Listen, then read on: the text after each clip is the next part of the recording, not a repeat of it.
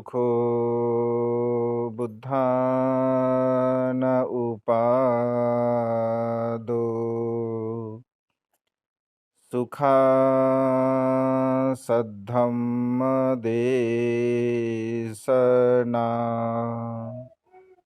सुखा संघ सामग्री समगानं तपो सुखो साधु साधु साधु।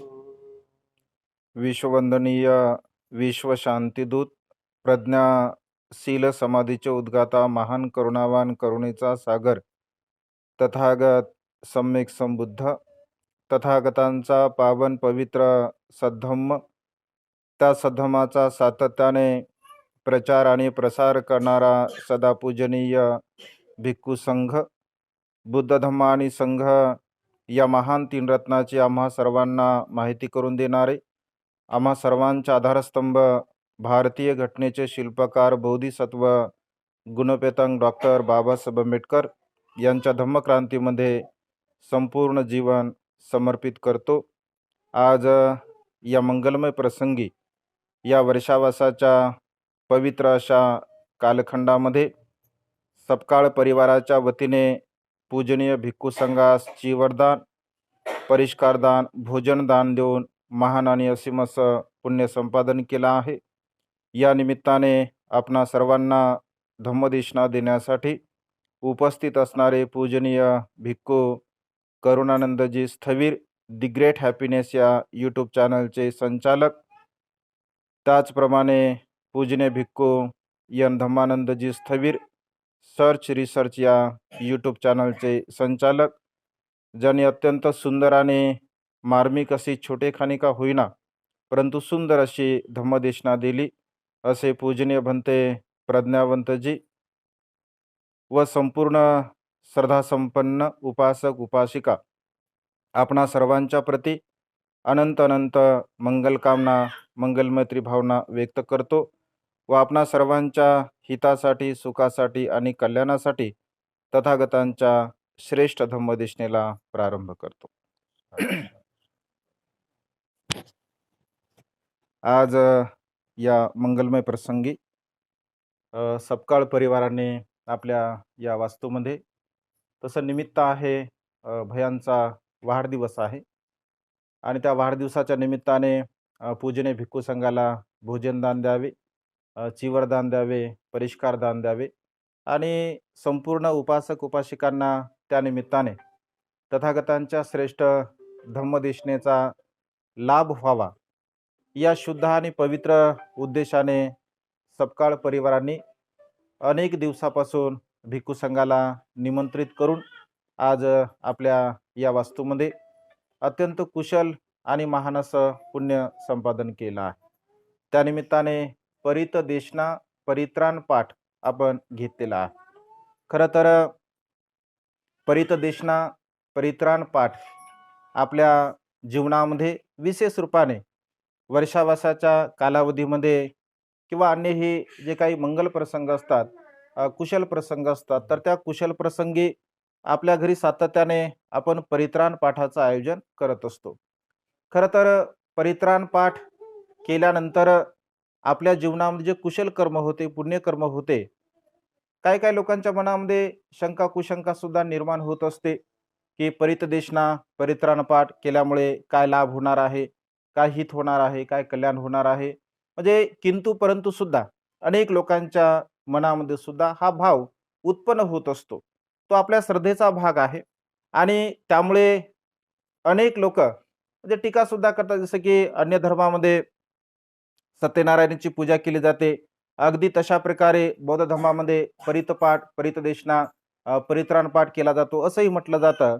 परंतु सम्यक दृष्टीने जेव्हा आपण विचार केला किंवा सम्यक दृष्टीने जेव्हा बुद्ध तत्वज्ञानाचं आपण चिंतन आणि मनन करत असतो तर सर्व प्रकारच्या प्रश्नाची उत्तरे आपल्याला मिळत असतात।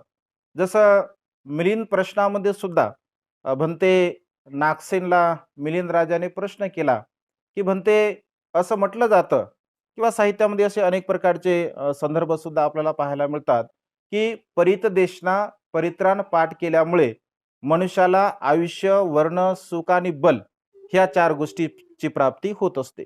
विशेष रूपाने मनुष्याचं आयुष्यही वाढतं, असंही मिलिंद प्रश्नामध्ये उल्लेख आलेला आहे किंवा अन्य प्रकारचे बौद्ध साहित्यामध्ये सुद्धा असे उदाहरण आपल्याला पाहायला मिळतात. तर मिलिंद राजा भंते नागसेंना प्रश्न विचारतात, की "भंते, भगवंत तर असे म्हणतात, की मनुष्याचं जीवन नश्वर आहे, क्षणभंगुर आहे, परिवर्तनशील आहे. मनुष्य एक ना एक दिवस मृत्यूला प्राप्त होत असतो. मग तो गुहेमध्ये राहणारा असू द्या, तो जंगलामध्ये राहणारा असू द्या, तो घरामध्ये राहणारा असू द्या, तो पाण्याच्या समुद्राच्या तळाशी राहणारा असू द्या किंवा आकाशामध्ये राहणारा असू द्या, कोणत्याही अवस्थेमध्ये, कोणत्याही ठिकाणी, कुठेही जरी मनुष्य जर राहत असेल, तरी सुद्धा तो मनुष्य मृत्यूला प्राप्त होत असतो. हा निसर्गाचा नियम आहे. एकीकडे असं म्हटलं जातं, म्हणजे भगवंत असे म्हणतात, की या सृष्टीमध्ये जन्मास येणारा प्रत्येक सत्व, प्रत्येक मनुष्य एक ना एक दिवस मृत्यूला प्राप्त होत असतो. दुसऱ्या बाजूने असं म्हटलं जातं, की जर मनुष्याने आपल्या घरी आरोग्य लाभावं या दृष्टिकोनातून मंगलमय गाथांचा जर पाठ केला असेल, म्हणजे परितदेशनेचा जर पाठ केला असेल, तर मनुष्याचं आयुष्य वाढते, असं दुसऱ्या बाजूने म्हटलं आहे. तर त्या ठिकाणी भंते नागसेनला राजा मिलिंद म्हणतो, की "भंते, जर भगवंत असे म्हणतात, की मनुष्याचं जीवन नश्वर आहे, क्षणभंगुर आहे, परिवर्तनशील आहे, मनुष्य मरणधर्मी आहे, हे जर सत्य वचन भगवंताचं जर मानलं, तर दुसऱ्या बाजूने भगवंत असे म्हणतात, की मंगल गाथांचा पाठ केल्यामुळे मनुष्याचं आयुष्य वाढतं, हे तत्व भगवंताचं खोटं ठरते. जर समजून घ्या, मनुष्याला म्हणजे मनुष्याचं जे काही मंगल आहे, ते मंगल जर होत आहे, कल्याण होत आहे, आयुष्य जर वाढत आहे, परितदेशना केल्यामुळे, परित्राण पाठ केल्यामुळे, तर मग भगवंताचं जे दुसरं वचन आहे, की मनुष्य हा मरणधर्मी आहे, तर हे वचन खोटं ठरते. म्हणजे अशा प्रकारे गोंधळामध्ये टाकणारा प्रश्न, ज्याला मिलिंद प्रश्नामध्ये मेंढक प्रश्न असं म्हटलं आहे. म्हणजे गुंतागुंतीचे प्रश्न काही बौद्ध साहित्यामध्ये सांगितले गेले आहे. तर मग अशा प्रकारे याचं स्पष्टीकरण, याचं उत्तर आपण द्यावं. तसं थोडंसं म्हणजे गंभीर आहे विषय किंवा आपण जर थोडं शांत चित्ताने किंवा चित्ताला एकाग्र करून जर समजा आपण ते ऐकलं किंवा त्याच्यावर चिंतन मनन जर केलं, तर नक्कीच आपल्याला ते तत्व समजू शकते. कारण मेंढक प्रश्न आहे तो, म्हणजे गुंतागुंतीचा प्रश्न आहे. तर भगवंत असे म्हणतात, की म्हणजे भंते नागसेन असं म्हणतात, की ह्या दोनही प्रश्न जे आहेत, तर दोनही प्रश्न भगवंताने सांगितलेल्या तत्व सिद्धांताला अनुसरून अत्यंत महत्त्वपूर्ण आहे. कारण मनुष्याचं जीवन नश्वर आहे, क्षणभंगुर आहे, परिवर्तनशील आहे. मनुष्य एक ना एक दिवस मृत्यूला प्राप्त होत असतो. आणि दुसऱ्या बाजूने भगवंताचं जे वचन आहे, की मंगलमय गाथांचा पाठ केल्यामुळे आपल्याला आयुष्य सुद्धा लाभतं, आपलं आरोग्य सुद्धा लाभतं आणि आपण सुखपूर्वक सुद्धा जीवन जगत असतो. म्हणजे दोनही वचन भगवंताचे आहेत. तर अनेक साहित्य, बौद्ध साहित्यामध्ये अनेक प्रकारचे सूत्र सांगितले आहे, ज्यामध्ये विशेष रूपाने रतन सूत्र सांगितलं आहे, खंद परितंग सूत्र सांगितलं आहे, आटनाट्य सूत्र सांगितलं आहे, मोर परितंग सूत्र सांगितलं आहे. म्हणजे अशा प्रकारचे काही महत्त्वपूर्ण असे सूत्र आहे, की परित देशनेच्या निमित्ताने, म्हणजे परित्राणपणाच्या निमित्ताने, जसं आपण करनिमित्त सूत्र घेतो, आव्हान सूत्र घेतो, महामंगल सूत्र घेतो, म्हणजे मोजके जे काही सूत्र आहे, तर त्या सूत्रांचं विशेष रूपाने आपण आपल्या परित देशनेमध्ये म्हणजे परित्राण पाठामध्ये त्याचं मंगलमय गाथाद्वारा आपण ती परिदेशना पूर्ण करत असतो. तर मनुष्याच्या जीवनामध्ये हा जो परित्राण आहे, तर परित्राण का सफल होतो? परित्राण कशा पद्धतीने सफल होतो? किंवा परित्राणाचा लाभ कोणत्या मनुष्याला होत असतो? याचं स्पष्टीकरण देत असताना भगवंत असे म्हणतात, की परित देशना परित्राण पाठ आपण जेव्हा घेत असतो, तर सर्वात महत्त्वपूर्ण आणि सर्वात अत्यंत म्हणजे बुद्ध तत्वज्ञानाला अनुसरून ज्या सिद्धांताची आवश्यकता असते, त्याला असं म्हटलं आहे, की विचिकित्सा म्हणजे विश्वास, शंका, कुशंका आणि विचिकित्सा जर आपल्या मनामध्ये असेल, आपल्या चित्तामध्ये असेल, तर कोणत्याही प्रकारचा परित्राण सफल होत नाही किंवा कोणत्याही प्रकारची पूजा सुद्धा सफल होत नाही. जर आपल्या चित्तामध्ये शंका, कुशंका जर असेल तर. म्हणजे आपल्या चित्तामध्ये तीन रत्नांच्या प्रती जर दृढ अशा प्रकारचा श्रद्धाभाव असेल की हे जे बुद्ध वचन आहे, या बुद्ध वचनाच्या द्वारा माझ्या जीवनामध्ये माझं मंगल होणार आहे, माझं कल्याण होणार आहे, अशा प्रकारची भावना जर आपल्या चित्तामध्ये असेल, तर आपण ज्या काही गाथा म्हणत असतो, कारण अनेक प्रकारचे उदाहरण म्हणजे परितदेशना केल्यामुळे मनुष्याचं संरक्षण झाल्याची उदाहरणे बौद्ध साहित्यामध्ये अनेक प्रकारचे आपल्याला पाहायला मिळतात. तसं रतनसुत्ताचा सुद्धा आपण पाठ नेहमी बघतो की रतनसुत्तामध्ये वैशालीमध्ये पडलेला जो काही भीषण दुष्काळ असतो, रोगराई असते किंवा अन्य प्रकारे त्यांच्या जीवनामध्ये जे काही संकट असतं, हे सर्व प्रकारचं संकट रतनसुत्ताचा पाठ केल्यानंतर पूर्णपणे नष्ट होत असते. मोर परितांग सुत्ताचं जेव्हा आपण चिंतन करतो, मनन करतो, तर अनेक वर्षापर्यंत जो पारधी मोराला पकडण्यासाठी प्रयत्न करत असतो, परंतु त्याला तो पकडू शकत नाही. कारण तो परितदेशनेचं पाठ करत असतो, परंतु ज्या दिवशी तो परितदेशनेचं पाठ चिंतन मनन करणं सोडून देतो, तर त्या दिवशी तो जाळ्यामध्ये पकडत असतो. म्हणजे असे अनेक उदाहरण बौद्ध साहित्यामध्ये आपल्याला पाहायला मिळतात. दुसरी गोष्ट, एक पहिली गोष्ट आहे की आपला विश्वास असला पाहिजे. म्हणजे कोणतीही गोष्ट जेव्हा आपण करत असतो, तर त्या गोष्टीवरती आपला परिपूर्णपणे विश्वास असणं अत्यंत महत्त्वपूर्ण आहे. कारण अनेक लोकांच्या मनामध्ये शंका कुशंका निर्माण होतात आणि जसं जसं मनुष्य म्हणजे विचिकित्सा करतोय, म्हणजे शंका कुशंका मनामध्ये निर्माण करतो आणि जशा प्रकारचा विचार मनुष्य करतो, तर छोट्या छोट्या गोष्टीमध्ये म्हणजे लहान लहान गोष्टीमध्ये मनुष्य शंका कुशंका निर्माण करत असतो. जसं धम्मदीक्षा देत असताना ऐक ना, धम्मदीक्षेत बाबासाहेबांचं उदाहरण, तसं भगवंताच्या काळातील उदाहरण जर आपण बघितलं, तर बाबासाहेबांच्या काळातील अलीकडच्या काळामध्ये जरी आपण उदाहरणं बघितली असतील, तर धम्मदीक्षा देण्याच्या पूर्वी म्हणजे आदल्या रात्री बाबासाहेबांनी श्याम हॉटेलमध्ये परितदेशनेच्या कार्यक्रमाचं आयोजन केलं होतं. परित्राण पाठ केला होता आणि दुसऱ्या दिवशी जेव्हा काही कार्यकर्ते बाबासाहेबांना म्हणतात की बाबासाहेब, आपण संध्याकाळच्या अल्पाहारामध्ये काय घेणार आहात, म्हणजे काय अशी व्यवस्था आम्हाला करावं लागेल, तर तेव्हा बाबासाहेब स्पष्टपणे असं म्हणतात की आज माझं उपोषणशील आहे आणि माझं आज उपोषणशील असल्यामुळे मी संध्याकाळचं काहीही घेत नाही. म्हणजे बाबासाहेब स्वतः प्रत्यक्ष रूपाने उपोषणशिलाचं सुद्धा पालन करत होते आणि परितदेशना सुद्धा बाबासाहेबांनी धम्मदीक्षेच्या पूर्वी म्हणजे आदल्या रात्री परितदेशनेच्या पाठाचं सुद्धा आयोजन केलं होतं. आणि त्यानंतर आपण जेव्हा स्टेजचं म्हणजे धम्मदीक्षेच्या स्टेजचं जर ऑब्झर्व केलं असेल तुम्ही फोटोमध्ये, तर बाबासाहेबांची एक छोटीशी मूर्ती आहे. त्या मूर्तीच्या समोर एक छोटासा कलश आपल्याला पाहायला मिळतो आणि त्या कलशाच्या बाजूने जो काही परितदेशनेचा धागा आहे, तर तो धागा सुद्धा बाबासाहेबांच्या हातामध्ये माईसाहेबांच्या हातामध्ये आपल्याला फोटोमध्ये पाहायला मिळत असतो. आणि बाबासाहेबांनी जे बुद्ध पूजा पाठ जे पुस्तक काढलं होतं, तर त्या पुस्तकामध्ये सुद्धा बाबासाहेब म्हणजे पूजाविधी कशा प्रकारची असावी या संदर्भामध्ये तिथे उल्लेख करत असतात.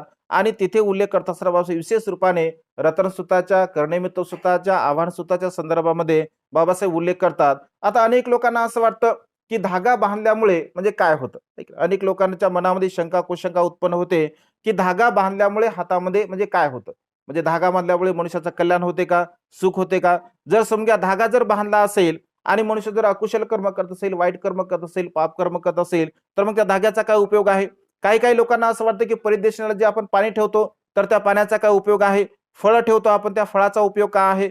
मेणबत्ती लावतो, अगरबत्ती लावतो, कारण बुद्ध पूजेमध्ये सुद्धा म्हटलंय की भगवंत जर समजा या सृष्टीमध्ये आहेत, तर त्यांच्या प्रती केलेली जी पूजा म्हणजे भगवंताच्या प्रती जर आपण पूजा करत असेल, तर भगवंत सृष्टीमध्ये आहेत असं त्याचा अर्थ होतो. आणि जर समजा भगवंत सृष्टीमध्ये नाही आहेत, तर मग त्यांच्या प्रती केलेल्या पूजेचा काय उपयोग. म्हणजे अशाही प्रकारचे प्रश्न निर्माण केले गेले मिलिंद प्रश्नामध्ये. ही सर्व प्रश्न आपल्याला पाहायला मिळतात.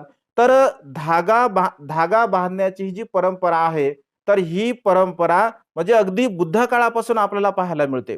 विशेष रूपाने श्रीलंकेमध्ये सर्वात अगोदर म्हणजे भारतामधून श्रीलंकेमध्ये धम्म गेल्यामुळे श्रीलंकेमध्ये ही परंपरा फार मोठ्या स्वरूपामध्ये पूजेच्या परंपरेनं श्रीलंकेमध्ये जोपासली आहे. आणि बाबासाहेब सुद्धा असं म्हणतात की ही जी परंपरा आहे, परितदेशनेची परंपरा असेल, तर ती श्रीलंकेमधून मी स्वीकारलेली आहे. तर ह्या सर्व जे काही छोट्या मोठ्या गोष्टी असतात, हा विश्वासाचा भाग आहे. म्हणजे मनुष्याच्या जीवनामध्ये जे काय आपण धागा बांधत असतो, खरं तर धागा बांधल्यामुळे मनुष्याचं काही कल्याण होत नाही. धागा बांधल्यामुळे काय मनुष्याचं कल्याण होत नाही, हित होत नाही, सुख होत नाही. जर समजा एखादा मनुष्य धागा बांधत आहे आणि धागा बांधणारा मनुष्य जर चोरी करत असेल, प्राण्यांची हिंसा करत असेल, अकुशल कर्म करत असेल, खोटं बोलत असेल, निंदनास्ती करत असेल, चहाडी चुगली करत असेल किंवा अन्य प्रकारचं नशिली पदार्थ सेवन करत असेल, तर त्या धाग्याचा काय उपयोग आहे का? काहीच उपयोग नाही आहे. म्हणजे धागा आपण जेव्हा बांधतो तर परितदेशना आपण जेव्हा घेतो, जेव्हा आपण सील ग्रहण करतो, सील ग्रहण केल्यानंतर परितदेशना केल्यानंतर एक मनुष्याची स्मृती ही सदा सर्व काळ जागरूक राहावी. कारण मनुष्य हा स्मृतिवान असला पाहिजे. मिलिंद प्रश्नामध्ये 17 प्रकारच्या स्मृती सांगितल्या आहे. म्हणजे 17 कारणाने मनुष्याची स्मृती ही विकसित होत असते आणि त्यामुळे जेव्हा आपण परितदेशनेचा धागा आपल्या हातामध्ये बांधत असतो तर आपली स्मृती सदा सर्व काळ जागरूक राहिली पाहिजे की मी माझ्या हातामध्ये हा परितदेशनेचा धागा बांधलेला आहे. तर हा धागा बांधत असताना मी सील ग्रहण केलेला आहे आणि मी सील ग्रहण केल्यामुळे मला या सीलाचं पालन करायचं आहे. फक्त एवढी स्मृती तुम्हाला असावी की तुम्ही सील ग्रहण केलं आणि या सीलाचं मला पालन करायचं आहे, यासाठी त्या धाग्याचा उपयोग होऊ शकतो, अन्यथा धाग्याचा काही उपयोग होत नाही. जर तुम्हाला स्मृती, कारण मनुष्याचा जे स्वभाव आहे तो विस्मृत आहे, मनुष्य विसरत असतो प्रत्येक गोष्ट, तर त्या मनुष्याला ती स्मृती ही कायम असावी या दृष्टिकोनातून धागा आपण बांधत असतो. अन्य दुसऱ्या कुठल्याही प्रकारे धागा बांधण्याचं काही म्हणजे असं महत्व नाही आहे. आणि त्यामुळे कारण जर तुमचा तसा विश्वास असेल, तुम्हाला जर असं वाटत असेल की हा यावरती माझा विश्वास आहे तर यामुळे माझं कल्याण होणार आहे, अशी जर भावना असेल तर नसता धागा जरी बांधला नसेल आणि एखादा मनुष्य स्मृतिवान आहे, एखादा मनुष्य प्रज्ञावान आहे, तो सील पालन करतोय, सदाचाराचं पालन करतोय, नीतिवान आहे, चांगल्या प्रकारचं जीवन जगतो, तर तो सुखपूर्वक जीवन जगणार आहे. त्याला धागा बांधायची वगैरे काही गरज नाही आहे. परंतु एखाद्या मनुष्याला जर माझी स्मृती ही जागरूक असावी या दृष्टिकोनातून जर त्याला धागा बांधायचा असेल तर तो मनुष्य बांधू शकतो, त्याची तशी श्रद्धा असेल तर. जसं मेणबत्ती लावतो आपण, अगरबत्ती लावतो, ऐक ना, मेणबत्तीचं सुद्धा भगवंत असे म्हणतात की आपण पूजा घेत असतो. ज्याप्रमाणे अंधार आहे, अंधारामध्ये जर आपला प्रकाश प्रज्वलित करायचा आहे, प्रकाश निर्माण करायचा आहे, तर त्या मेणबत्तीचं प्रतीक म्हणून आपण घेतो की माझ्या जीवनामध्ये सुद्धा रागाचा अंधकार आहे, द्वेषाचा अंधकार आहे, मीपणा, अहमपणा, गर्व, ईर्ष्या ही सर्व प्रकारचे विकार नष्ट व्हावे आणि माझ्या जीवनामध्ये प्रज्ञेचा प्रकाश निर्माण व्हावा, एक प्रतिकात्मक रूपाने आपण तसं अगरबत्ती मेणबत्ती लावत असतो. अगरबत्तीचं सुगंधित आहे, माझं सील सुद्धा असावं, सदाचार असावा, माझं जीवन सुगंधित असावं, अशा प्रकारचा मनुष्य आपल्या जीवनामध्ये विचार करत असतो. म्हणजे परितदेशना जेव्हा जेव्हा आपण करतो, पहिली गोष्ट भगवंत असे म्हणतात की मनुष्याच्या जीवनामध्ये परितदेशना श्रवण करत असताना त्याची श्रद्धा असली पाहिजे, त्याचा विश्वास असला पाहिजे. त्याचा विश्वास जर असेल तर ती परितदेशना सफल होऊ शकते. दुसरी गोष्ट, परितदेशना करत असताना त्याचे जे वर्तमान काळातले जे कर्म आहे, त्या वर्तमान काळातल्या कर्माचा त्याला कोणत्याही प्रकारचा बाधा होऊ नये. जर वर्तमान काळातले अशा प्रकारचे कर्म जर असतील त्याचे, तर वर्तमान काळातल्या कर्माच्या बाध्यामुळे सुद्धा परितदेशना ही सफल होत नसते. आणि कधी कधी मनुष्याचे पूर्वकर्म सुद्धा तशा प्रकारचे असतात, त्या तशा प्रकारच्या पूर्वकर्मामुळे सुद्धा मनुष्याच्या साठी घेतलेल्या परितदेशनेचा काही लाभ होत नाही.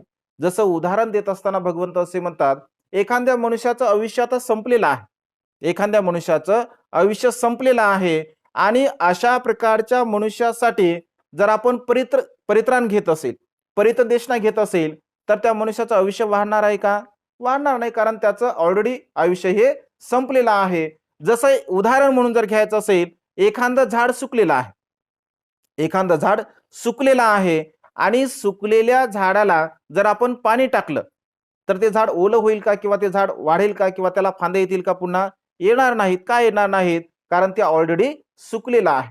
परंतु एखाद्या झाडाला त्याची मुळी अद्याप शाबूत आहे, त्याला मुळी आहेत आणि असं वाटतं आपल्याला की हे झाड पुन्हा जगू शकते. तर अशा झाडाला जर आपण पाणी टाकलं तर नक्कीच ते झाड म्हणजे पुन्हा वाढणार आहे किंवा त्याला फळं सुद्धा येऊ शकतात. भगवंत असे म्हणतात की एखाद्या मनुष्याचं आयुष्य जर म्हणजे शिल्लक आहे, अद्याप शिल्लक आहे, आणि अशा प्रकारच्या मनुष्यासाठी जर आपण परितदेशना जर घेतली असेल तर ते परित्राण सफल होत असतो. परंतु आयुष्य जर मनुष्याचं संपत असेल आणि त्याच्यासाठी जर परित्राण आपण घेतला तर त्या परित्राणाचा काही सुद्धा त्याला लाभ होत नाही. जसं बौद्ध साहित्यामध्ये दीर्घ कुमाराची एक छोटीशी कथा आलेली आहे. भगवंत असे म्हणतात की एकदा एक परिवार श्रावस्तीमध्ये वास्तव्य करत असताना भगवंताचं दर्शन घेण्यासाठी हा दीर्घकुमाराचा जो परिवार असतो ते पती पत्नी भगवंताचं दर्शन घेण्यासाठी जातात आणि ते दोघेही वंदन करतात भगवंताला. तर भगवंत असे म्हणतात की दीर्घ आयु हो. म्हणजे त्या उपासकाला सुद्धा म्हणतात आणि उपासिकेला सुद्धा म्हणतात. आणि ते लहान बाळ असतं तर त्या लहान बाळाला सुद्धा वंदन करण्याचं, जसं एखादं लहान बाळ असेल तर वंदन करत असला आपण त्याला वंदन करायला लावतो की वंदन कर बाळ वंदन कर, किंवा बळजबरी त्याला वंदन करायला लावतो आपण. तर तशा प्रकारचं वंदन करत असताना भगवंत त्याच्याविषयी काहीच बोलत नाहीत. आणि काहीच न बोलल्यामुळे मग त्यांना वाटतं की अरे, आम्हाला भगवंत दीर्घायुष्य म्हटले आणि आमच्या बाळाच्या संदर्भामध्ये भगवंतांनी काहीच म्हटलं नाही. तर ते विचारतात की भगवान, आम्हाला तुम्ही जो आशीर्वाद दिला की तुमचं आयुष्य दीर्घ हो, भगवान आमच्या मुलाला तुम्ही का नाही दिला?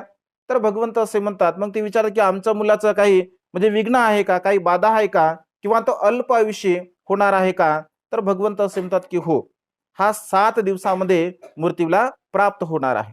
तर त्या ठिकाणी ते विचारतात की भगवान मग काही उपाय आहे का याच्यावरती, की मग आमचं बाळ म्हणजे जगू शकेल का? तर भगवंत असं म्हणतात की हो, याच्यावरती उपाय आहे. जर तुम्ही 7 दिवसापर्यंत परितदेशनेचं महापरित्राण पाठाचं जर तुमच्या घरी आयोजन केलं तर नक्कीच या बाळाचं आयुष्य वाढू शकतं. आणि ते तशाच प्रकारे करतात. म्हणजे 7 दिवसापर्यंत असं म्हटलं आहे की त्या घरी परितदेशनेचा पाठ केला जातो आणि 7व्या दिवशी भगवंत येतात, पुन्हा देशना करतात. आणि देशना करत असताना भगवंत एका गाथेचा उपदेश करतात. अभिवादनशीलिस निच्चंग वद्धापचायिनो चत्तारो धम्मा वड्ढंती आईवनो सुखं बलं. अभिवादनशीलिस, एखादा मनुष्य जर अभिवादनशील आहे म्हणजे तो अभिवादन करत आहे, अभिवादनशील आहे, तर अभिवादनशील असणारा मनुष्य आपल्या जीवनामध्ये जर तो अभिवादनशील आहे, वृद्धांची सेवा करणारा आहे, तर त्या मनुष्याला 4 प्रकारच्या गोष्टींचा लाभ होतो असं भगवंतांनी म्हटलं आहे. त्याचं आयुष्य वाढतं, त्याचा वर्ण वाढतो, त्याला आयुष्य, वर्ण, सुख आणि बल ह्या 4 गोष्टी प्राप्त होत असतात. आणि भगवंत देशना करतात म्हणजे दीर्घ देशना भगवंत करतात. आणि दीर्घ देशना केल्यानंतर असं म्हटलं आहे की जे जे बाळ 7 दिवसामध्ये मृत्यूला प्राप्त होणार होतं, तर त्या बाळाचं आयुष्य हे 120 वर्षाचं होत असते.